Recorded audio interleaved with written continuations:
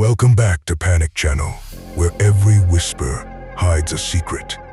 This is What Grandfather Did, Episode 3 of What Sleeps Beneath Harrow Falls. Turn off the lights, put on your headphones, and whatever you do, don't ignore the hum. The truth doesn't always destroy you. Sometimes, it changes everything. Maya came to Harrow Falls looking for monsters. She believed they lived beneath the old mine, inside forgotten tunnels, hidden in ancient legends. She was wrong. The real darkness was much closer. It lived inside her own family. The county archive was silent. Only an old clock kept ticking. Dust floated through the sunlight. Dr. Lenora Voss opened a locked cabinet. She placed an old leather ledger on the table. Its cover had no title, only a strange symbol, a circle. 6 lines, meeting in the center. Maya couldn't look away. The symbol felt familiar. Voss opened the first page. 6 signatures, 6 founding families. Maya read every name. Then, she stopped. Jonathan Holt, her grandfather. No, that can't be right. Voss said nothing. She turned another page. More names, more records. One title appeared again and again. Keeper, guardian of the pact, protector of the silence. The years passed, generation after generation, until 1987. Jonathan Holt, Keeper. Maya's hands began to shake.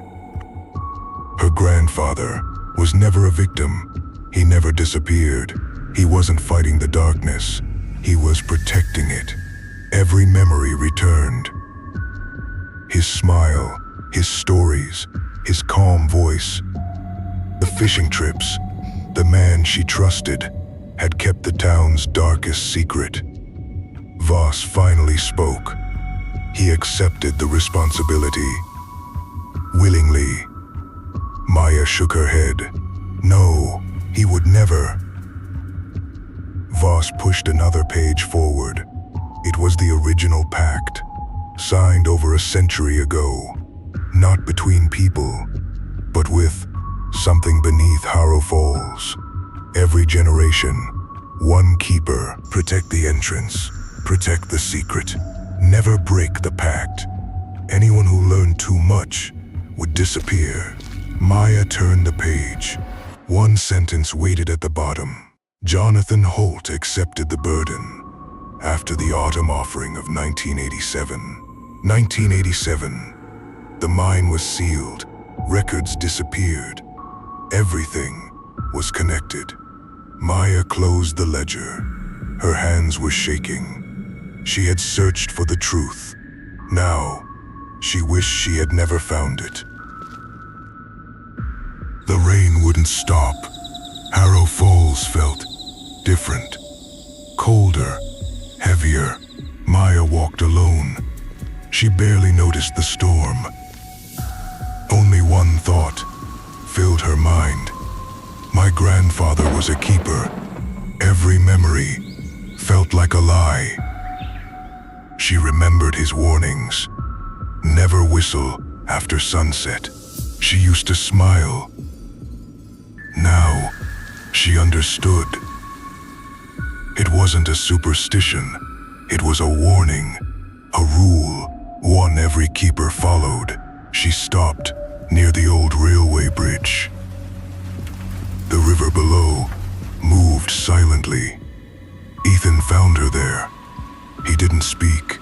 He simply sat beside her. Minutes passed, without a word. Finally, Maya broke the silence. My grandfather lied to me. Ethan looked ahead. Maybe he protected them. We don't know that. He knew the truth, and he hid it. Tears filled her eyes. I trusted him my whole life. Ethan spoke softly. You aren't him. Maya looked at him. How do you know? Because you're fighting the truth. He protected it. You want to expose it. Maya lowered her head. What if it's in my blood? What if I become the next keeper? Ethan answered immediately. You always have a choice. Maya wasn't sure. For the first time, she doubted herself. She doubted everything. That evening, someone knocked on her motel door. 3 slow knocks. She opened it. Deputy Cole stood outside. His face was pale. His eyes searched the empty hallway. He stepped inside, locked the door, closed the curtains. Then he looked at Maya. You found the documents. Maya nodded. You knew? Cole sighed. I knew enough. My father guarded the keepers. Maya stared at him. You've known all this time? Not everything, but enough to be afraid. Then why help me? Because someone has to end this. Cole stepped closer. His voice dropped. You crossed a line today. What line? The moment you learned Jonathan Holt was a keeper, you became part of the story. Maya frowned. I don't understand. Cole looked directly into her eyes. They know. You know. And now, they'll come for you. The room fell silent. Even the rain seemed to disappear. Cole took one slow breath. The keepers don't just protect secrets. They protect balance. And balance always demands a replacement. Maya felt her heart sink. For the first time, she wasn't hunting the darkness. The darkness was hunting her. Night fell. The motel was silent. Too silent. Maya couldn't sleep. Something felt wrong. The air grew heavy, hard to breathe. The bedside lamp flickered. Once, twice. Then, the television turned on. Static. The digital clock reset itself. 000. Everything stopped. Then she heard it. The hum. Low. Deep. Ancient. It wasn't coming from outside. It was inside the walls. Inside the floor. Inside the air. The windows began to shake. The mirror vibrated. A glass of water formed perfect circles. The hum grew louder, closer, stronger. Every object started to resonate. The room almost seemed alive. Maya reached for her phone with trembling hands.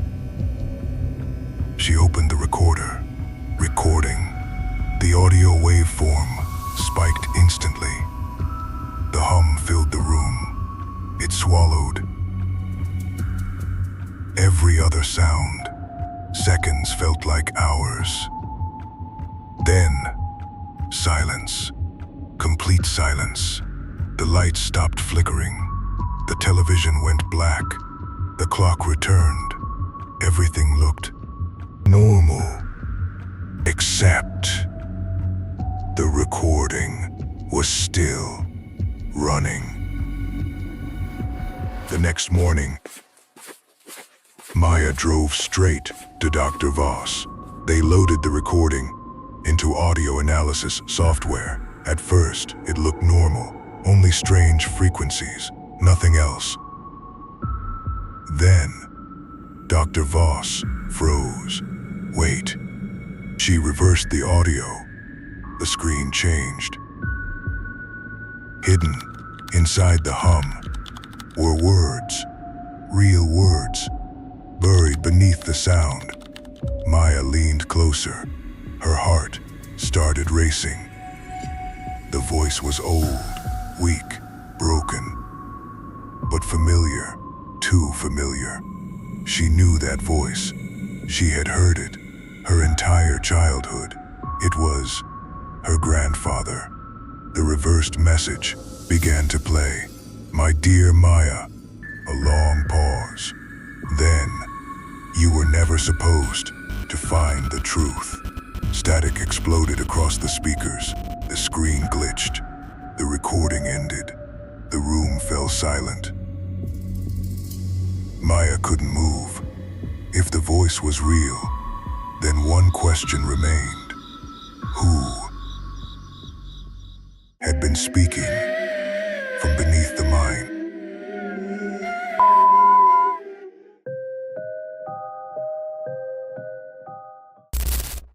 Like, subscribe, turn on notifications. If that was her grandfather's voice, then who is still calling from beneath the mine? Find out in the next episode.